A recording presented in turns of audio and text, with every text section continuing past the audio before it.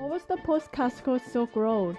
The Silk Road was a series of trade routes extending from Asia to Europe, established in 600 BCE. It was at its peak during the post-classical period, 600 CE to 1450 CE. Fun fact, it was over 4,000 miles long. Why was the Silk Road named the Silk Road? Silk Road was named by Ferdinand von Richthofen, German geographer and traveler, during 1877 CE. Since silk was the most prominent product that was traded, it was concluded that the name was a reference to that reason. Why was the Silk Road important? The Silk Road was important because it generated trade and it made different kingdoms and empires prosperous. The trade routes helped with the spread of ideas, cultures, inventions, and special products across the Old World. The societies involved in the Silk Roads included the Chinese, Indians, Europeans, Persians, Arabians, Egyptians, Somalis, and the Southeast Asians. Now we'll go on to talk about them generally. Chinese trade and exchange. Did you know? Musicians and dancers from Persia became popular in the cities of the Tang Dynasty. Merchant communities were established in the Chinese port cities by Arab, Malay, and Indian mariners arriving in the Indian Ocean and South China Sea. The Tang and Song dynasties had high productivity, and trade economy brought China a prosperity that it just couldn't restrain. Consumers had developed tastes for exotic goods that caused trade throughout the Eastern Hemisphere.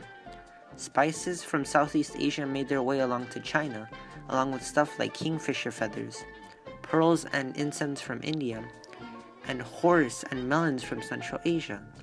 In exchange for these exotic items, the Chinese sent abroad silk, porcelain, and lacquerware. Silk was traded in Central Asia, Southeast Asia, India, Persia, and the port cities of East Africa. Fun fact, wealthy merchants and rulers wore Chinese silk and set their tables with Chinese porcelain, and China's economic surge during the Tang and Song promoted trade and economic growth throughout much of the Eastern Hemisphere. The Byzantine Empire. The merchants of Constantinople had relations with Central Asia, Russia, Scandinavia, Northern Europe, and the lands of the Black Sea and the Mediterranean basin. After the early Islamic conquest, Byzantine merchants dealt regularly with Muslims in Persia, Syria, Palestine, and Egypt, except in times of war, of course, between the Byzantines and the Muslims. Byzantium dominated trade, and traders recognized the Byzantine gold coin as the standard form of currency throughout the Mediterranean basin from the 6th to 12th centuries. The Byzantines had controlled trade and revived the roads. Silk and porcelain came from China to Constantinople, spices were from India and Southeast Asia, carpets from Persia, textiles from Western Europe, and timber, furs, honey, amber, and slaves came from Russia and Scandinavia to Byzantium.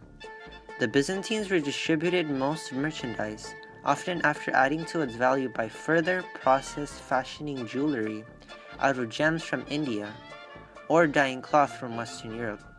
Banks and business partnerships helped Byzantine trade, and banks gave loans to those entrepreneurs that were creating businesses.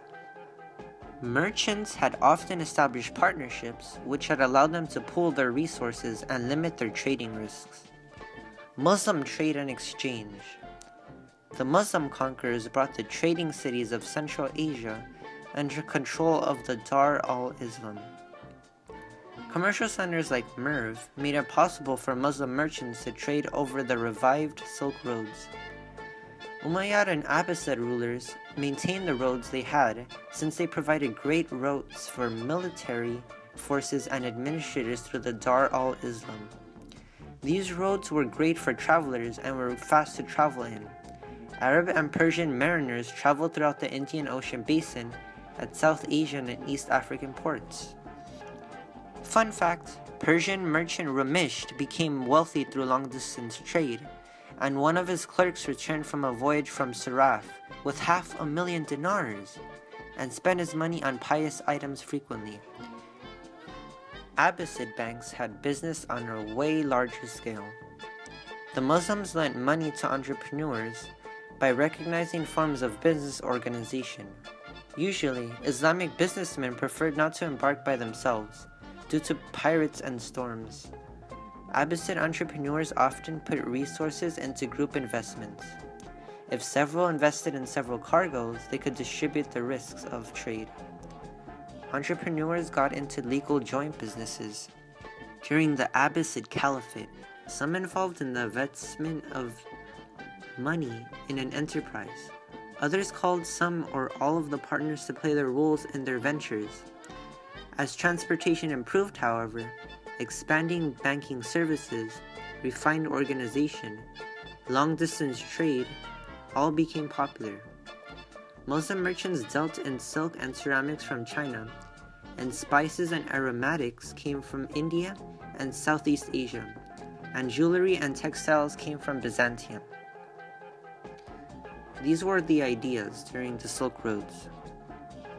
Nautical technology had contributed to bigger trade in the Red Sea, Persian Gulf, Arabian Sea, and the Indian Ocean.